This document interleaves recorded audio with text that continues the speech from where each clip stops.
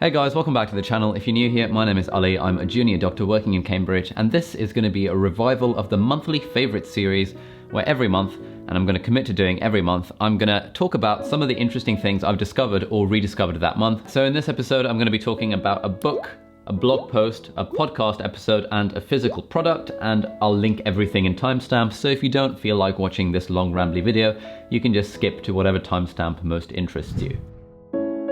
So the book I want to talk about is The Courage to be Disliked by Ichiro Kishimi and Fumitaki Koga, and the subtitle is How to Free Yourself, Change Your Life, and Achieve Real Happiness, which sounds a bit corny and self-helpy, but it's actually really good.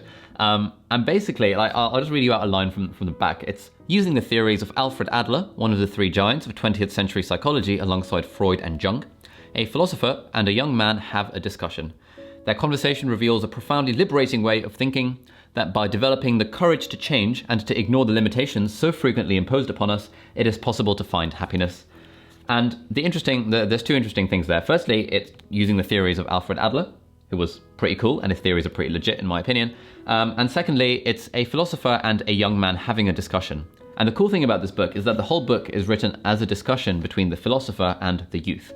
So the philosopher is espousing this notion, like, you know, the backstory here is that there's this philosopher who's famous in their village for pretty much telling everyone that actually life is pretty simple and we can all find happiness if we really want it, and we all blow all of our problems out of proportion. And there is a young, hot-headed youth who hears this stuff and who thinks that no way, that can't possibly be the case. I feel like my life is quite hard, I've got struggles.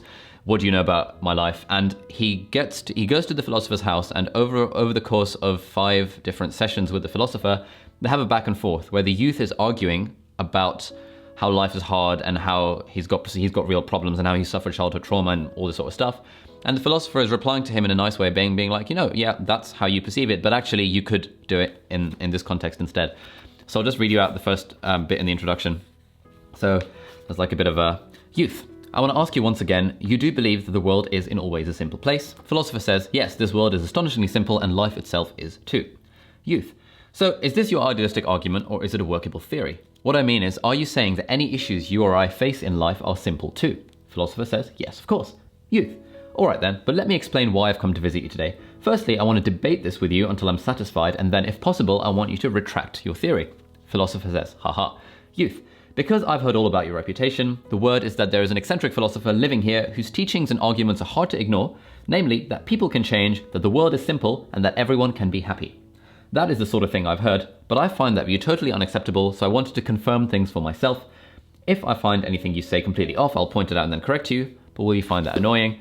Philosopher says, no, of course not, I'd love to get the opportunity to be corrected. So essentially the whole book is this conversation between the youth and the philosopher, and it's like really good. Let's see, like the first night, deny trauma, and that is where he proposes the very controversial view that there is no such thing as trauma, and that essentially anytime we have a problem, it's not because of something that happened in our past. We can't blame our past for our current problems. Instead, it's because we want to have that problem and we're just using the past as an a post hoc justification for that particular problem. That's all very interesting. And the youth obviously argues against this, and the philosopher eventually gets him around to his way of thinking. The second night essentially argues that all problems are interpersonal relationship problems. Interesting. The third night, discard other people's tasks. That's all about how other people think about you is completely their responsibility and not yours, so you don't have to worry about it at all. The fourth night, we're the center of the world. And the fifth night, to live in earnest in the here and now. Overall, yeah, really, really solid read. Not at all like the classic self-help books that I tend to read and enjoy. I'm not saying anything bad about self-help books, but this is just a very interesting... When I was reading this, I felt like the youth arguing against the philosopher, and I think at the end, it really... I don't think it really changed my worldview, because I was already fairly sympathetic to the philosopher's view anyway, having read a lot about Stoicism and about other related schools of philosophy and psychology and things. But overall, it's a really, really good book, and I actually saw someone reading this on the train the other day, and she seemed to be absolutely engrossed in it as well. So if you want an interesting book that will potentially change the way you actually view the world, allow you to free yourself, change your life, and achieve real happiness, this is probably the book for you. Also, because I'm not a heathen, I don't actually read this in physical book. I read this in Kindle so I could highlight stuff. I only bought the book so I could show it off in this video. So I'm going to give this away to someone, to one of the viewers. So if you want to get a copy of this book, if you leave a comment below and just say whatever you want, but include your Instagram username. I'll randomly pick the comments and then I'll DM you on Instagram and ask for your address if you've won a copy of The Courage to Be Disliked, and I'll write a little something for you in the front and include some of my favorite highlights in the book, so you can do that if you like. Secondly, I want to talk about a blog post, and this was actually written by my brother. I'll put a link in the video description, and it's entitled Learn by Exploration and Then by Theory. And in this, he talks about this idea that when we are learning stuff, we can either learn the theory straight up front, or we can kind of explore a little bit and then learn the theory and then discover the theory almost a little bit later on. And he talks about how if we start off with exploration and then we do the theory bit, that is very, very satisfying. So if you've tried to learn something, like for me, you know, when I was learning how to play the piano, I started off just bashing out a few notes, realizing what sounded good together, realizing that chords existed, and then sort of being able to play stuff by ear. I'd kind of figure out the tune to Mary Had a Little Lamp and play a random bit on the left hand. And this was just me trying to learn the piano by exploration when I was younger. And then once I discovered that actually there was a whole world of music theory, and this playing by ear thing is actually a thing, and that people have, you know, mathematical formulas for how to appropriately discover what chord goes with what bit of the melody, that completely blew my mind. And that was such a profound, interesting insight that I don't think I would have had I just tried to learn the piano by the traditional route. So interesting blog post, interesting idea, learn by exploration, then by theory. You can check it out in the link below. Also, if you like that, if you like this sort of content, then me and my brother have actually my brother and I have just started a podcast. We've released 2 episodes so far. The third episode is coming out on Sunday, the 30th of March or something like that. Is that even the right date? I don't know. But like every Sunday morning, we release an episode of this podcast. It's called Not Overthinking. You can find it at notoverthinking.com, and it's available in all various podcast players. And in that, the two of us pretty much just chatting about happiness, creativity, and the human condition. So quick plug for that if you're looking for a podcast / you enjoy this sort of stuff. All right, the third thing I want to talk about is a podcast episode that I actually listened to earlier today and yesterday with my mum while we were driving to IKEA to get some furniture, obviously, because what else do you do in IKEA? And it's the Tim Ferriss interview on the Tim Ferriss Show with Neil Gaiman. Neil Gaiman, who's famously the author of American Gods and The Graveyard Book, which is really good, and Stardust, which is actually really, really incredible as a book and also in audio format, and the film is pretty sick as well. And that was, I think it's become one of my favorite episodes of the Tim Ferriss Show. I've been listening to this podcast for years and years now, but I thought this was a particularly good episode.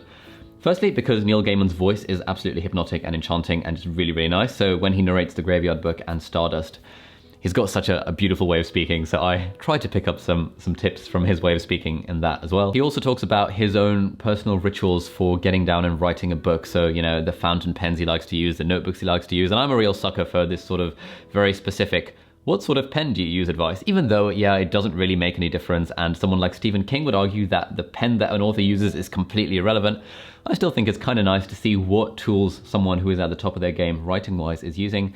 And towards the end, there was a very moving bit where they were talking about Neil Gaiman's friend Terry Pratchett, the famous author of the Discworld series, who died a few years ago, I think it was. But he was a big proponent of assisted suicide. So Terry Pratchett had a form of dementia that was going to be progressive, and he knew, before it got to that point, he knew that he didn't want to live, and he was a strong campaigner for the right to die.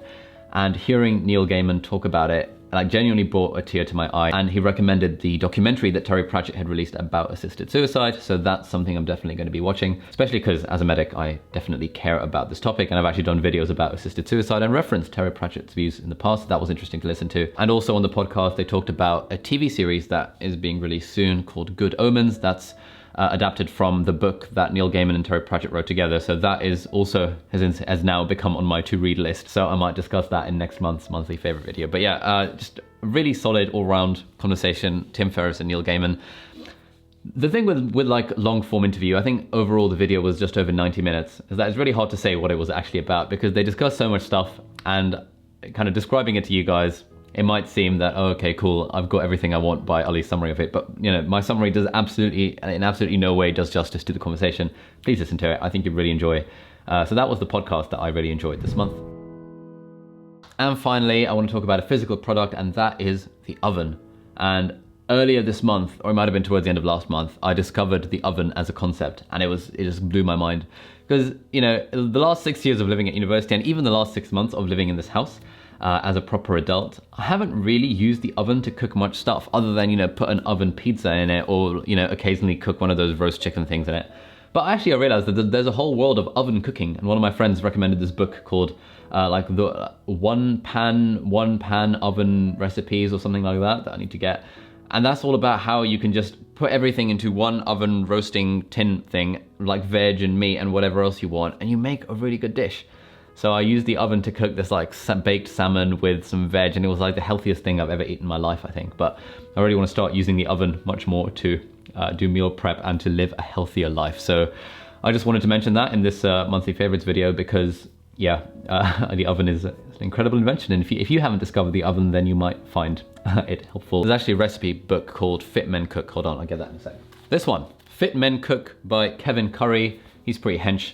100+ meal prep recipes for men and women, always healthy, never boring. And this uses a lot of oven stuff. So I've been playing around with some of the recipes from here. I made a really good like Chinese style black bean and beef and broccoli thing that involved some use of the oven. So this is a pretty solid. This is like a bonus recommendation, number 5, Fit Men Cook, really good cookbook. I've never really bought a cookbook before, but I started to get into cooking. So I want to do more of that. So yeah, thank you for watching. That was this month's monthly favorite video. I hope you found something semi-useful from that. I quite enjoy doing these videos. I think they're good because it encourages me to be a bit more reflective about the things that I consume, or the stuff I listen to, or the stuff that I watch, or the stuff that I read. And actually, one thing I found when I tried out this monthly favorite stuff last year was that every month I was kind of thinking, oh, I'm not really sure I discovered much new stuff this month. So actually what I'm gonna do from now on is that instead of just focusing on new stuff, I'm gonna even talk about stuff that I've rediscovered. So there's a lot of, so this book I actually read a few months ago, but I rediscovered it this month and reread my Kindle highlights for it. That's one of the best part about Kindle highlights. So I'm not going to confine the monthly favorites videos to new stuff, because I think that's too much of a focus on the new and novel, but I'll be also talking about books and videos and podcasts and articles and stuff that have really helped me develop as a person, / changed my views, / are just entertaining or inspiring. So that was today's rambly monthly favorites videos. I hope you liked it. If you liked the video, please give it a thumbs up. If you want to see more behind the scenes of how I make these videos and what my life as a doctor is like, you can follow me on Instagram. You can check out mine and my brother's podcast. I think that's how you say it. You can check out mine and my brother's podcast at notoverthinking.com. It's available in all various podcast players, and I'll put some links in the description as well. Thank you very much for watching. If you like the video, please give it a thumbs up. If you haven't subscribed to the channel, then please consider doing so. Have a lovely day, and I will see you in the next video. Goodbye.